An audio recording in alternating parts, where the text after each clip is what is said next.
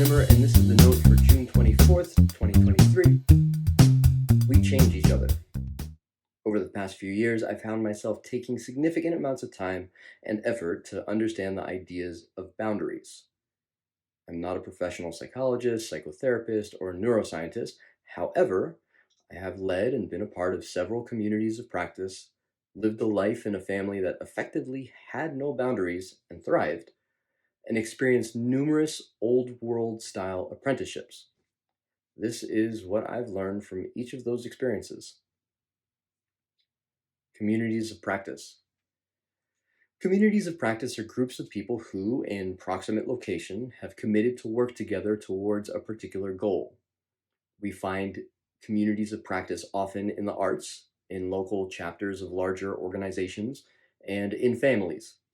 In the arts, groups of artists of the same genre may form a community of practice to become better skilled in their particular craft, sharing learning, technique, and sometimes even provision. Local chapters of larger organizations bring people together to work out the expression of the larger organization's mission, vision, and goals on the local level, where it may more directly affect the lives of people. Families, in their best cases, are groups of individuals all practicing what it means to love one another in the most intimate of circumstances. Communities of practice function on the premise that there is great benefit in the relational aspect of learning. Members learn from each other while pursuing common goals. Everyone's imaginations, personalities, strengths, and weaknesses are focused on the benefit of the group in the pursuit of the goal. Deeper still, there is an acknowledgement that the members will be formed by the dynamic of the group. Each member affects and is affected by every other member. A family without boundaries. My family is unusual in that it operates effectively without boundaries. This is a high-risk model, as the potential exposure to hurt is high. Everyone is in everyone else's business, after all. But so is the exposure to love. Without boundaries, we live a shared life in which each member is continually known.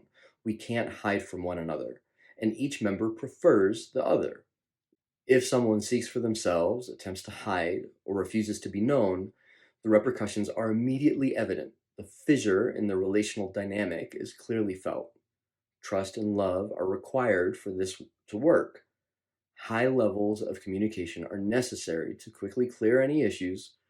We aren't perfect after all. My family operates on the premise that being known and preferring one another is of greater benefit to each member of the family than hiding or seeking for oneself. We have the right, if not the obligation, to speak into one another's lives for their good. Why? Because we love each other, willing the good of the other deeply and profoundly. Even the fissures that naturally can come about through misunderstandings, misinterpretations, and missteps are approached differently because we are so known.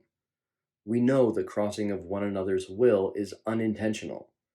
The high level of exposure provides a unique experience of sight, seeing oneself and others, a unique experience of confidence, the experience of being truly loved changes one's disposition, and a unique experience of connection, honoring the profound connection found in familial relationships by infusing them with love.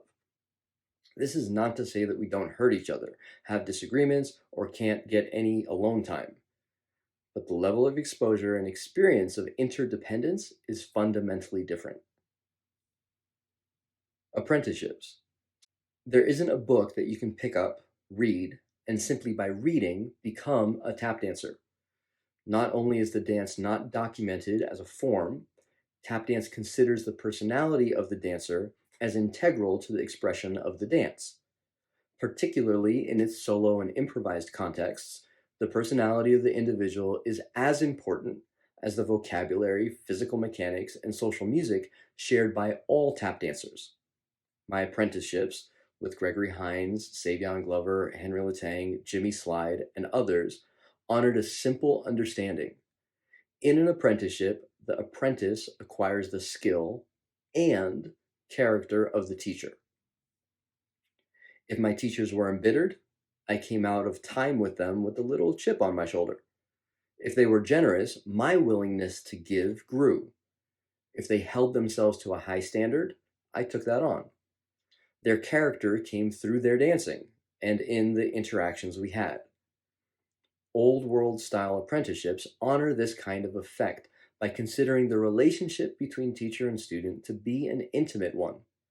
Apprentices and their mentors often live close to each other, spend lots of time together, sharing rhythms of life beyond the practice, and are of the mutual understanding that the apprentices will be shaped in the likeness of their teacher's character. Boundaries. Communities of practice, families, and apprenticeships are amazing places for expressions of love, trust, kindness, patience, and hope. However, and most unfortunately, there are many examples of these communal forms being far less than that. Many have experienced the worst of life in their families, from their teachers, and in their communities of practice. In these cases, boundaries are a wonderful idea when the pathologies of human relationship rear their head. Do we have someone in our lives who takes to manipulation through language? Stop talking to them. Do we have someone in our lives who takes to unhealthy behaviors? We can set clear boundaries for our own health and safety. These basic examples are great ways to attempt to prevent the negative effect that someone else may have on us. In a world in which the momentum behind relational dynamics may be self centered, individualistic, and transactional, boundaries may be a necessary tool. But what of a vision of a different kind of life? Honoring our communal nature. What of a life that leaned into the profound connection we have with one another?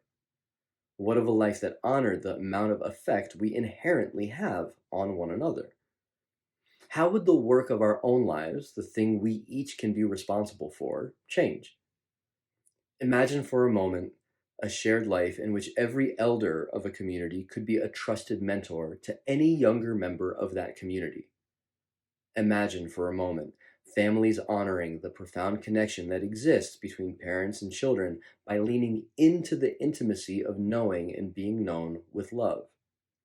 Imagine for a moment communities of practice that sharpen members' ability to be with one another, live with one another, even thrive with one another, all for the sake of one another. Can you begin to envision a shared life that is intergenerational, focused, intimate, and considerate of the realities of life? Such a vision stems from the reality that we are not alone. We live in a context of relationship. By degrees, we find ourselves in relationships that are on the spectrum between shallow and intimate. But to what end?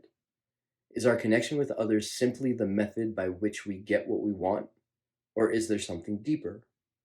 Could it be that the reason we are connected is integral to the kind of people we are to become? I think so. A vision of walls and gates. Boundaries are necessary when relational pathology exists. The boundaries protect against possible hurt. In turn, relationships without explicit boundaries can mean that one's sense of self disappears into the communal, also not necessarily the best form. What if there was a middle way? This way would honor the individual nature of every person while also honoring the interconnected, even interdependent nature of relationships.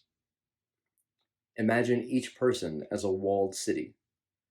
The city holds all the parts of the individual person, their thoughts and feelings, wants and desires, and knowledge, for example, and is protected by a wall. Here, the wall has gates. The gates may either be open, in times of peace and flourishing, perhaps, or closed, in times of war or threat, perhaps. What if there was a community, a group of proximate walled cities, in our analogy, that could operate openly between each other? The gates of their walls would be always open. Members of the community would experience the freedom of being open, of walking in the lives of each other, of being responsible for their effect on each other, of learning how to be with one another well. Maybe in the most intimate cases, the cities would grow so close together that they would join together. The walls between each city would break down, replaced by a single wall surrounding the newly made city. From where I live now, this seems like a far fetched idea. Indeed, I know of many groups of people who have tried and are trying to do this with great intention and varying degrees of success, one might say. Whether just a dream or more of a reality, I think it a worthy pursuit. That each of us, by honoring the inherent impact we have on each other, may begin to work towards having a natural effect that builds the kind of relational dynamic that may point towards a world of cities with open gates. We're going to affect each other anyway. May it be for the good of each other and the generations to come.